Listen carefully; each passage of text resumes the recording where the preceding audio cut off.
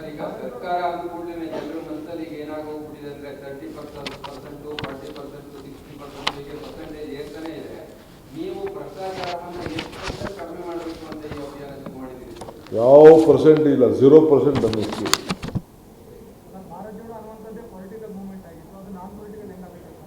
ಯಾರು ಹೇಳಿದ್ದು political moment ಅದು?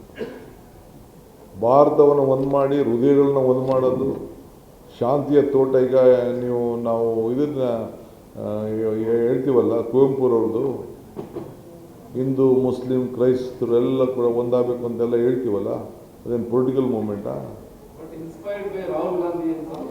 ಒಬ್ಬೊಬ್ಬರು ಲೀಡ್ರು ಒಂದೊಂದು ಕೆಲಸ ಮಾಡಿರ್ತಾರೆ.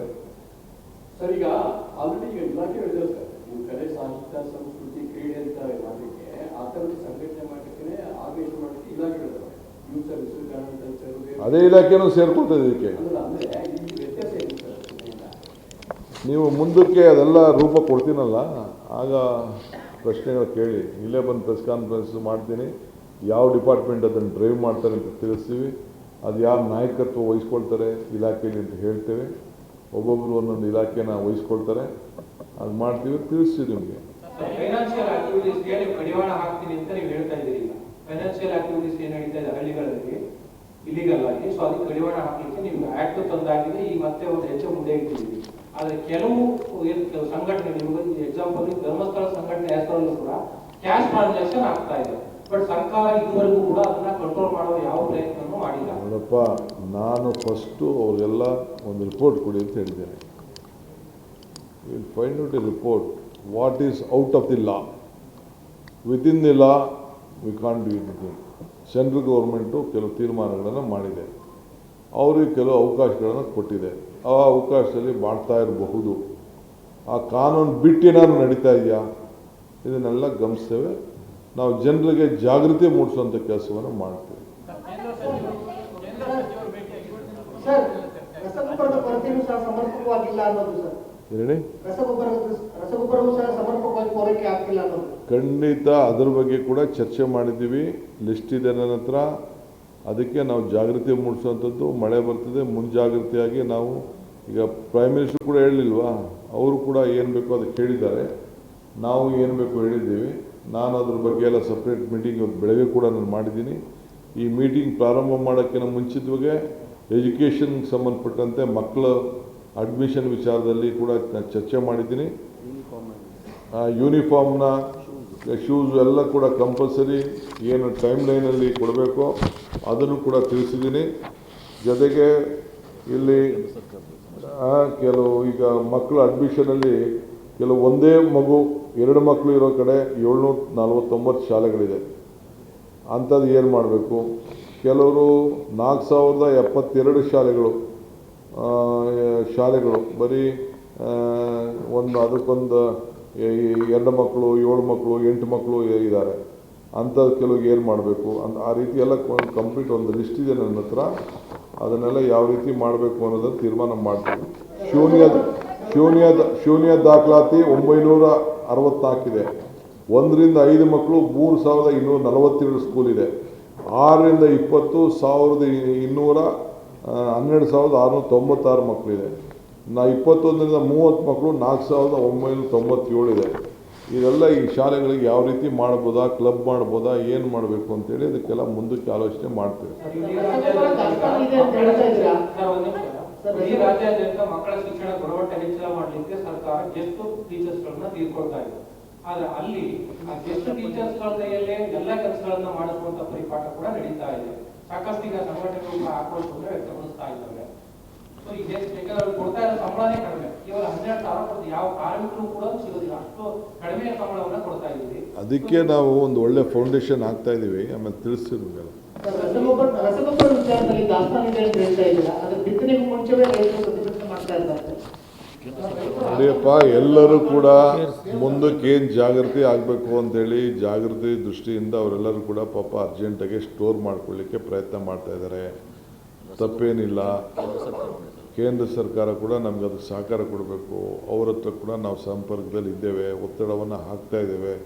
ಅವರು ವಾರ ವಿಚಾರ ತಿಳಿಸ್ತಾ ಇದ್ದಾರೆ.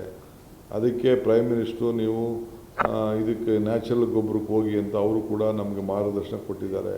ಎಲ್ಲ ಕಡಿಮೆ ಉಪಯೋಗಿಸಿ ಅಂತ ಹೇಳಿದ್ದಾರೆ. ಅವ್ರದ್ದೇ ಆದಂಥ ಒಂದು ಮೆಷರ್ಸ್ನ ನಮಗೆಲ್ಲ ತಿಳಿಸಿದ್ದಾರೆ. ಅದು ಗಮನದಲ್ಲಿ ಇಟ್ಕೊಂಡಿದ್ದೀವಿ. ಆ ದೃಷ್ಟಿಯಿಂದ ನಾವು ಕೆಲಸ ಮಾಡ್ತಾಯಿದ್ದೀವಿ. ರಾಜ್ಯದ ಫೈನಾನ್ಸ್ ಸಿಚುವೇಶನ್ ಹೇಗಿದೆ sir?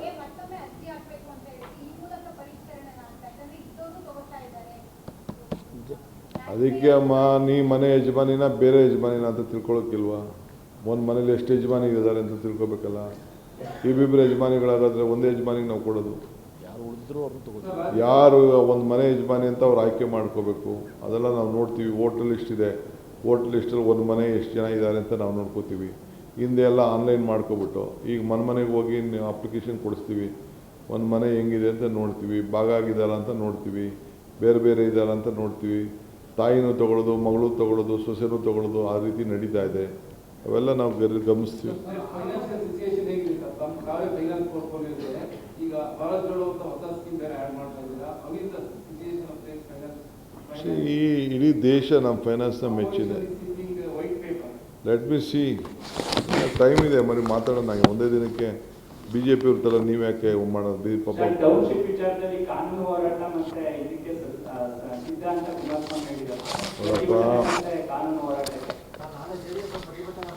I wish them good luck. ಏನು ಕುಮಾರಸ್ವಾಮಿ ಮಾರ್ಗದರ್ಶನ ಕೊಟ್ಟರು, ಆ ಮಾರ್ಗದರ್ಶನದಲ್ಲೇ ಟೌನ್ಶಿಪ್ ಆಗ್ತಾ ಇರೋದು. ನೆನ್ನೆ ಪ್ರೈಮ್ ಮಿನಿಸ್ಟ್ರು ಭೇಟಿ ಮಾಡಿದ್ದೀನಿ. ಪ್ರೈಮ್ ಮಿನಿಸ್ಟ್ರು ಹೇಳಿದ್ರು, ನಾನು 7-8 ಟೌನ್ಶಿಪ್ ಮಾಡಿದ್ದೆ, DK ನೀನು ಒಳ್ಳೆ ಕೆಲಸ ಮಾಡ್ತಾ ಇದೆಯಾ, ಬೆಂಗಳೂರಿಗೆ ಜಾಸ್ತಿ ಒತ್ತಡನ ಕಡಿಮೆ ಮಾಡಬೇಕು ಅಂತ ನನಗೆ ಕಿವಿ ಮಾತಾಡಿದ್ದಾನೆ.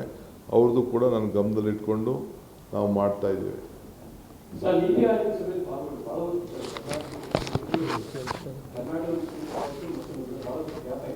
ಹೇಳಿ,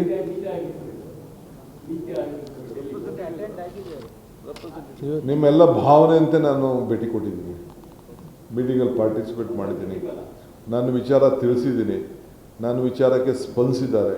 ನೀವು ಕೇಳಿ ನೋಡಿ ಬೇರೆಯವ್ರನ್ನ. ನನ್ನ ಆಚಾರ ವಿಚಾರನ ಯಾವ ರೀತಿ ಪ್ರೈಮ್ ಮಿನಿಸ್ಟರ್ ಒಪ್ಕೊಂಡ್ರು, ಯಾವ ರೀತಿ ಉದಾಹರಣೆ ತೆಗೆದುಕೊಂಡ್ರು, ನಾನು ಏನು ಹೇಳಿದ್ದನ್ನು ಯಾವ ರೀತಿ ಒಪ್ಕೊಂಡ್ರು ಅನ್ನೋದನ್ನು ಅಲ್ಲಿ ಇದ್ದಂಥ ಬೇರೆ ಯಾರಾದ್ರು ನಮ್ಮ ಸ್ಟೇಟ್ ಮಿನಿಸ್ಟ್ರುಗಳಿದ್ದರು, ಯಾರು ಟೀಕೆ ಮಾಡೋಂಥವ್ರು ಇದ್ದರು, ಅವ್ರು ಕೇಳಿ ಅವ್ರು ಹೇಳ್ತಾರೆ.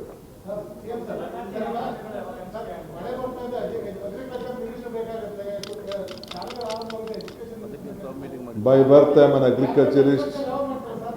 ಬೈ ಬರ್ತ್ ನಾನೊಬ್ಬ ಹುಟ್ಟು ವ್ಯವಸಾಯಗಾರ, ರೈತ. ನಿಮ್ಮನ್ನು ಒಟ್ಟಿಗೆ ತೆಗೆದುಕೊಂಡು ಹೋಗ್ತೀನಿ. ನಾನೇ ಮಿನಿಸ್ಟ್ರು ಕಣೆ.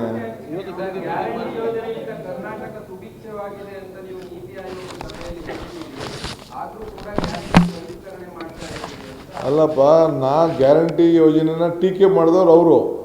ಕೊನೆಗೆ ಇಡೀ ನಮ್ಮ ಗ್ಯಾರಂಟಿನ ಇಡೀ ದೇಶಕ್ಕೆ ಅವರು ಹಂಚಿದ್ದಾರೆ. ನಮ್ಮ ಗ್ಯಾರಂಟಿನ ಹಂಚಿದ್ದಾರೆ, ನಮ್ಮ ಗ್ಯಾರಂಟಿನ ಪ್ರಶ್ನೆ ಮಾಡಿದ್ದಾರೆ, ನಮ್ಮ ಗ್ಯಾರಂಟಿನ ಫಾಲೋ ಮಾಡಿದ್ದಾರೆ. ಅದು ನಿಮಗೆಲ್ಲ ಭಾಳ ಪ್ರೌಡು.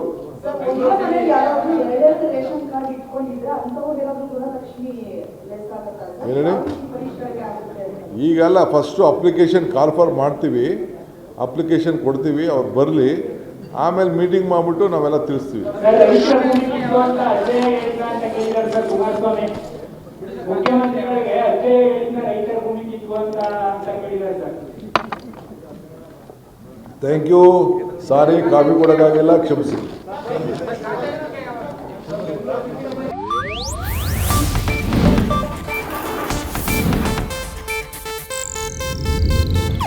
ಇದು ಏಷ್ಯಾನೆಟ್ ನ್ಯೂಸ್ ನೆಟ್ವರ್ಕ್ ಪ್ರಸ್ತುತಿ.